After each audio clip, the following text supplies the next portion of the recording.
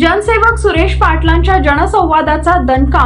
घोंगडे वस्तीत विकास कामांना होऊ लागली सुरुवात। महानगरपालिकेत प्रशासकीय राज्य शासन असल्याने प्रभाग आणि वार्डातील अनेक कामे खोळंबली आहेत। नागरिकांना समस्यांना सामोरे जावे लागत आहे। ही अडचण लक्षात घेऊन भाजप ओबीसी मोर्चाचे प्रदेश उपाध्यक्ष, महानगरपालिकेचे माजी सभागृह नेता जनसेवक सुरेशांना पाटील यांनी प्रभागात जनसंवाद सुरू केला।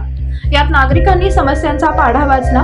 या तक्रारी महापालिकेला पोहोचताच प्रभाग क्रमांक 3 मधील घोंगडे वस्ती परिसरात विकास कामांना सुरुवात केली जात आहे। प्रभाग क्रमांक 3 मध्ये एनटीआर भजी सेंटर ते रवी गड्डम बोळातील सार्वजनिक स्वच्छता गृहापर्यंत 9 इंची ड्रेनेज लाईन टाकण्याच्या कामाचा शुभारंभ करण्यात आला। जनसेवक सुरेशांना पाटील यांच्या नेतृत्वाखाली रवी गड्डम व संदीप महाले यांनी पुढाकार घेतल्याने महापालिका आयुक्त शेतील तेली उगले, झोन अधिकारी जेई यांनी या कामासाठी निधी मंजूर केलाय। सार्वजनिक आरोग्य अभियानांतर्गत ड्रेनेज विभागाकडील भुयारी गटारी दुरुस्ती सन 2023 ते 2024 मधून यासाठी 2,59,093 रुपये इतका निधी मंजूर झालाय। यातून हे काम करण्यात येत आहे। यावर सिमेंट कॉन्क्रीट रस्ताही करण्यात येणार असून यालाही निधी मंजूर आहे।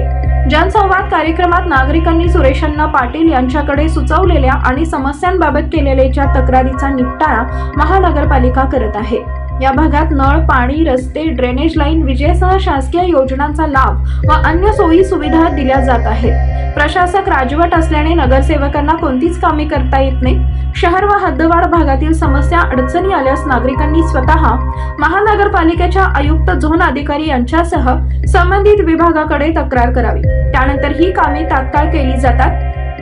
तक्रारीनंतर दखल घेतली न गेल्यास माझ्याशी संपर्क साधा। आपण सगळ्यांनी मिळून महानगरपालिकेसमोर आंदोलन करू, आपल्या अडचणी सोडवू असा विश्वास जनसेवक सुरेशांना पाटील यांनी दिलाय। भाजी मार्केट येथे या ठिकाणी खरं तर 40 वर्ष 50 वर्षापासून या ठिकाणी लोक राहत असतात, परंतु लोक राहत असताना या भागामध्ये ड्रेनेज लाईन नाही आहे। ते ड्रेनेज लाईन प्रशासकीय राजवट लागू असताना माननीय आयुक्त आणि विभागीय अधिकारी आमचे जेई यांनी महानगरपालिकेच्या मेंटेनन्समधून 2,50,000च्या वर या ठिकाणी निधी मिळालेला आहे। खरं तर हे महानगरपालिकेचं कामामुळे मिळालं आहे। कोण असं म्हणू नये की माझं श्रेय तुझं श्रेय। इथल्या नागरिकांचं मागणी आणि रवी आणि संदीपचं सारखं पाठपुरावा या मागं अधिकारीच्या आमच्या मागं लागून हे मंजूर झालेलं आहे। या कामाचं सुरुवात आता झालेलं आहे।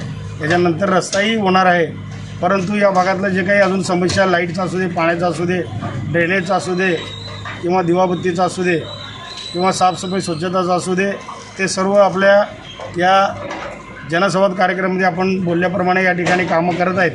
जर या ठिकाणचे कामं होत नसतील तर आपण अवश्य माझ्याकडं आणि आपल्या अधिकारीकडे तक्रार करावं।